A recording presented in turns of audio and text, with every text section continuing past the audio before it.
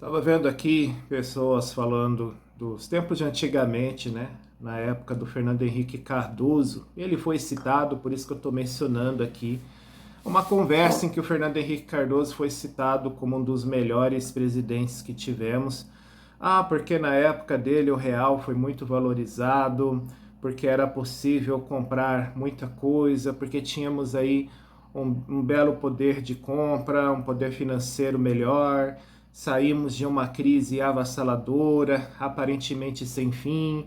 O governo do Fernando Henrique Cardoso foi assim, foi assado, e porque o meu pai tinha isso, o meu avô tinha aquilo, hoje em dia a gente não tem como obter nada de verdade, a não ser quando a gente se engaja aí nos cadastros de programas sociais como Minha Casa Minha Vida, FIES e outros programas para diversas finalidades que promovem bolsas e facilitações vindas pelo governo.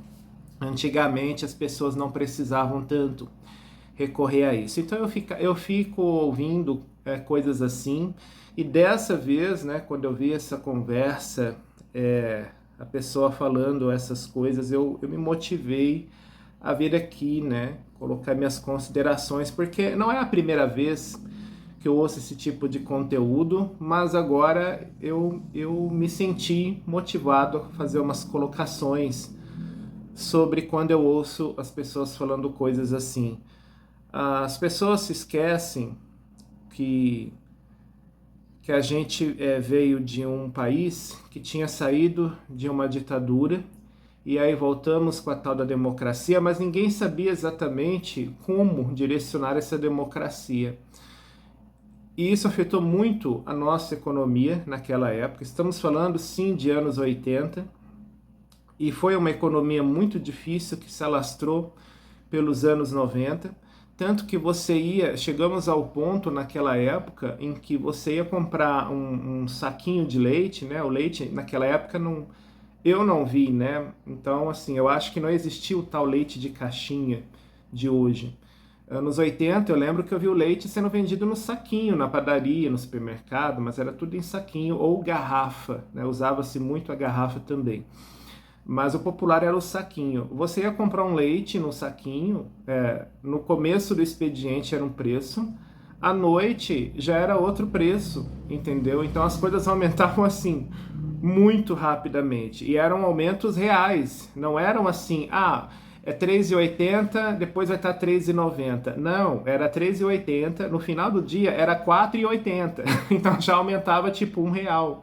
E na manhã seguinte já era 5,80, tá? Então, assim, aumentava em questão de 10 horas, na verdade, 10, 8 horas, tínhamos um aumento, né? E isso era dia a dia, assim. Então era muito difícil segurar a inflação naquela época. O Plano Real veio por meio do Itamar Franco, na verdade, e o Fernando Henrique Cardoso colhe os frutos da implementação desse plano real. Da mesma forma que o Bolsonaro hoje fala do Pix, porque foi implementado no governo dele, mas o Pix teve uma criação ali que não foi bem o Bolsonaro que estava parte disso, né? Mas o Bolsonaro colhe os louros porque, enfim, foi colocado no governo dele. Então, o Plano Real é a mesma coisa, né? As pessoas associam o Fernando Henrique Cardoso porque o Plano Real vigorou mesmo no governo dele. Mas teve toda uma transição antes com a tal da URV, que era uma moeda transitória, criava muita dor de cabeça, enfim. A gente usava meio que no miguelão, porque muita gente comum sabia, na verdade, calcular direito aquilo, mas usávamos e fomos levando com a barriga até que veio o real e tudo ficou mais fácil. E aí os dias passaram a ser parecidos com o que vivemos hoje. Não, naquela época, olha, meu pai tinha isso, meu avô tinha aquilo, e eram outros tempos porque o salário não tinha se desvalorizado tanto por causa de vários fatores de mercado, na verdade, tá? E também os políticos ainda não desfrutavam de salários tão altos, né? Havia sim já uma grande mordomia ali imperando e havia um forte esquema de corrupção para que eles pudessem sim passar a mão em muita grana, né? Tanto que teve até um figurão da época Collor que foi assassinado, o PC Farias, porque ele sabia de muita coisa, né? Então ele foi assassinado como uma visível queima de arquivo, realmente. E as pessoas tinham, sim, um poder maior aquisitivo, justamente porque o governo ainda não exigia a carga de hoje, né, que exige hoje em dia dos trabalhadores, né? Já havia uma mordomia, mas não era tanto, não era tão desenfreada como hoje em dia. Mas sim, já se falava que os políticos eram marajás, né, que viviam lá como se fossem reis, enfim, essa conversa sempre existiu. Só que não, comparando com hoje, eram realmente outros tempos, né? Não era exigido tanto tributo assim, um tributo tão intenso da gente.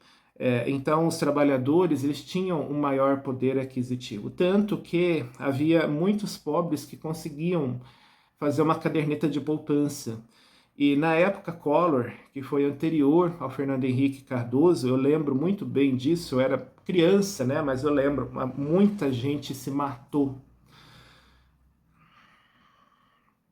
porque teve aquele tal do plano Collor, que o Collor simplesmente ele autorizou que as pessoas que tinham, a partir de uma determinada quantia de dinheiro investido, seja na poupança, seja em qualquer outro fundo de investimento, mas falavam a poupança, né, porque era o principal ali naquele momento, né, naquela época eu não sabia ainda se havia outros fundos.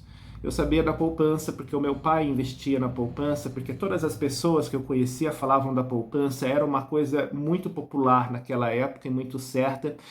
Então, por isso que eu estou falando da poupança. Naquela época, muitas pessoas enlouqueceram e simplesmente desistiram de tudo, né? E partiram dessa para uma melhor, porque quem tinha segundo o plano Collor, um resumão aqui, quem tinha lá uma determinada quantia, a partir daquela quantia para mais, ia ter o seu dinheiro confiscado, utilizado pelo governo para algumas finalidades, né? Ou seja, o governo passou a mão no dinheiro de todo mundo, né? E aí aquelas pessoas que teoricamente tinham suas economias, elas não tinham mais. Simplesmente elas não tinham mais. E isso foi feito de uma forma que, assim, alguns conseguiram sacar suas economias, mas muita gente não conseguiu. E aí esse pessoal é que meio que enlouqueceu, né? Então, assim, foi algo muito marcante, porque o pobre, naquela época, ele ainda conseguia fazer uma economia. E mesmo depois de tanto esforço, porque os trabalhadores naquela época trabalhavam muito mais pesado e havia a questão das horas extras. Elas eram remuneradas, sim, mas muitas vezes não, tá? Isso era uma espécie de queda de braço. Algumas pessoas lutavam por isso, mas outras deixavam quieto com medo de perderem seus serviços. Então era meio que na sorte, né? Ah, você está numa boa empresa, você vai ter sua hora extra remunerada. Ah, ele não tem, então ele não está numa boa empresa. Então isso era muito numa sorte, isso. E as pessoas trabalhavam muito, às vezes era uma jornada de trabalho de 8 horas, mas às vezes se estendia para 10, para 12, e a pessoa só ia saber, na verdade, quando chegava ali, tipo, 5 minutos antes do expediente, né? Eu mesmo passei por isso na metalúrgica, onde eu trabalhei há alguns anos, né? Dava 5 minutos, a gente já olhava um para a cara do outro assim, né? A gente já terminava logo de fazer as coisas, olhando um para a cara do outro, tipo assim, será que a gente vai embora mesmo? Olha só a loucura da coisa, né? Será que a gente vai embora mesmo? Porque às vezes acontecia de vir uma motinha, cara, quando a gente ouvia o barulho da motinha do patrão vindo lá ao longe do escritório, até o nosso barracão ali, onde estava a gente, que era tudo peão, né? Quando a gente ouvia aquele barulho daquela motinha, aos 5 minutos antes de tocar a sirene para a gente ir embora, a gente tinha vontade de chorar. Porque certamente era o patrão vindo e falando: ah, eu preciso carregar umas máquinas agrícolas, vocês vão ter que terminar de montar essas máquinas e não sei o quê. Não tem problema que leva 1 hora ou 2, mas eu preciso que elas estejam prontas e carregadas e não sei o quê. Ou seja, a gente ia ficar lá mais 2 horas trabalhando porque o patrão queria, né? Então, então assim, era tenso o negócio, Mas a gente ainda tinha que dar risinhos, né? E falar tudo bem, não tem problema e tal, porque senão no outro dia era um passeio no Recursos Humanos, né? PT saudações e já tinha outro lá para ocupar o seu lugar. Então as coisas eram assim. E hoje em dia, quando falam em jornada, a tal da polêmica que agora quiseram colocar, né? Por que que eu não me manifesto sobre essas coisas? E não vou me manifestar mesmo. Essa jornada 6x1. Cara, ninguém vai querer trabalhar. Tá? Então, tanto faz se colocam 6x1, 5x2, 3x4, sabe? 2x5. A questão é que a gente já está num mundo caótico em que ninguém vai querer saber de nada. Você vai trabalhar para ficar sustentando esse governo corrupto, vagabundo, cruel, ordinário, que não está nem aí para a situação do povo proletariado, tá? Você vai ficar pagando cada vez mais impostos e eles vão ficar passando a mão cada vez numa quantia maior de dinheiro, represando, colocando em fundos, fundo partidário, depois em fundo eleitoral, depois vão inventar um outro fundo ali, uma outra pasta para represar mais dinheiro, até chegar um dia em que vem um escândalo afirmando que fulano comprou um carro, que a fulana aplicou no rostinho dela, que o Beltrano fez isso e fez aquilo, com esse dinheiro que estava lá represado, teoricamente, para fins governamentais, mas as pessoas usaram, na verdade, para suas questões pessoais. Ou seja, você está penando no mundo cada vez mais violento, no mundo cada vez mais impune, você está num sistema em que você não tem porcaria de segurança nenhuma para ir e vir, você está pagando cada vez mais impostos, o triplo de impostos, e você não está tendo nada de retorno, nem para você sair no portão da sua casa. E você está fazendo tudo isso para promover uma vida de realeza para as pessoas que foram eleitas, com o seu voto. Porque esse é o sistema que temos. Eles precisam do nosso voto para terem as vidas de reis que estão tendo hoje em dia. Aí a gente põe o nosso voto para eleger quem serão os novos reis, os novos marajás que viverão com o dinheiro de todo mundo ali em abundância para eles, né? E para nós, cada vez menos, né? E uma coisa que contribuiu para a falta do poder aquisitivo que tanto falam por aí, porque na minha época meu pai tinha isso, tinha aquilo, meu avô tinha, a gente também tinha bicicleta, a gente tinha não sei o quê, coisinhas de melhor qualidade, melhor marca. O fator é muito simples, tá? Como eu falei, o salário desvalorizou bastante, pagamos mais impostos do que antes, é exigido muito mais do povo do que antigamente. E o que que acontece? Existe todo um sistema hoje em dia que antigamente, como a democracia ainda se ajustava, né? Não se tinha ali um conhecimento ainda profundo na prática sobre isso, as coisas eram um pouco diferentes do que hoje, que já tem todo o conhecimento, já encontram brechas, já encontram saídas para isso, para aquilo, manobras, né? Então, hoje em dia, o povo já tá mais do que descolado sobre como viver nesse sistema, e o próprio sistema está fazendo com que as pessoas pobres em geral, quanto mais pobre, pior, né? Elas tenham um poder menor de poder aquisitivo, de dinheiro, enfim, de tudo, né? Então, o próprio sistema faz com que a gente tenha esse poder menor aquisitivo em relação ao que era antes. E também um fator que ninguém está se dando conta, e por isso que eu falei, né? Ninguém mais vai querer trabalhar. Não importa se vai ser 6x1, 5x2, 3x4, 2x5, não importa. Por quê? As pessoas estão com medo, tá? Está crescendo cada vez mais o número de vítimas, de assaltos, às vezes com violência, às vezes não, mas enfim, o trauma sempre fica, e um trauma é sempre algo grave que impede a pessoa de viver a sua vida normalmente. A pessoa começa a ter crises de pânico, de ansiedade, a pessoa começa a ter paranoias, a pessoa começa a desenvolver doenças mentais, e isso vai afetar, sim, no dia a dia do trabalho dela. Então ela vai acabar ficando inapta para trabalhar. Tá? E as pessoas que não desenvolveram isso também não vão querer trabalhar, porque se ninguém mais estará seguro para ir e vir, por que que ela vai arriscar o pescoço dela por aí? Né? Então, assim, ninguém tá nem aí para paçoca, sabe? A criminalidade está aumentando horrores. Aonde mais se vê crime são aonde existem as brechas que colocaram, o tal de menor, o tal do usuário, né? E fizeram isso de propósito. Ah, mas foi a boa intenção porque são pobres e tal. Então, mas é assim, é o povo pobre que mais sofre com essas isenções, né? Porque é aqui que a gente vive e é aqui que a gente convive com esses bandidos, com a malandragem toda.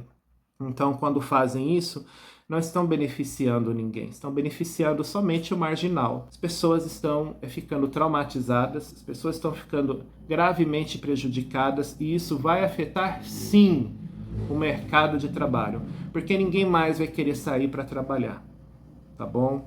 E aí, muitos vão para o crime pela desculpa de que, eu não tenho como trabalhar, então eu vou para o crime. Né? Eu acho que isso não é desculpa. Eu acho que é preferível a gente morrer à míngua do que partir para o mundo do crime. Mas nem todo mundo tem esse pensamento, nem todo mundo tem essa cabeça. Tem pessoas que têm essa coragem, né, de repente virarem essa chave. Então isso vai muito de cada um, isso vai de cada cabeça. Mas é uma escolha que a pessoa faz, né? E muitas pessoas não irão para o crime, não, mas morrerão à míngua mesmo, tá? Elas simplesmente não serão amparadas porque o Estado vai colapsar, não vai ter como amparar todo mundo. E aí o que a gente vai ver são pessoas à míngua, pessoas a Deus dará. Hoje já estamos a Deus dará.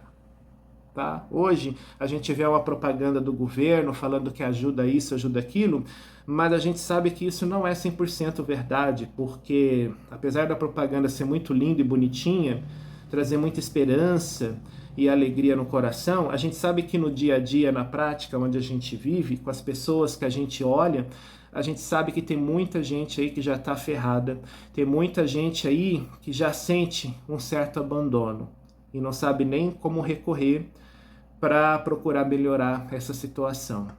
Então, se hoje a situação já está caótica, se não derem um jeito de mudar essa situação, onde marginais são beneficiados e a criminalidade está aí cada vez mais impune, ninguém mais vai querer saber de mais nada, tá? Aí é que vamos colapsar de uma vez por todas.